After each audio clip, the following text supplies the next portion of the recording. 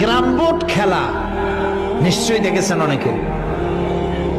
আর ভাই কইতে লজ্জা কি, আমিও তো খেলছি ছোটবেলায় ক্যারাম বোর্ড খেলা। এটা কি কোনো গুনাহ নাকি? আমিও খেলছি। ক্যারাম বোর্ড খেলাটা কি? বোর্ডের উপরে কতগুলি এরকমের গুটি থাকে, একটা থাকে লাল, ঠিক না? এখন বোর্ডের উপরে এই গুটিটা আমি মারতেছি, সামনে আর একটা গুটি, কিন্তু সামনের গুটিটা আমার মূল টার্গেট না। এই গুটিকে ওটাকে হিট করবে, সে ধাক্কা খাইয়া মারবে লালটাকে, লালটা পড়ে যাবে পকেটে।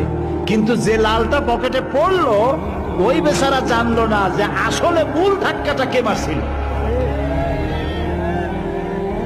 কাজে এই যে যুবক পোলাপানগুলি ইসলামের জন্য জীবন দিতে, জীবন দেওয়া সহজ ব্যাপার না।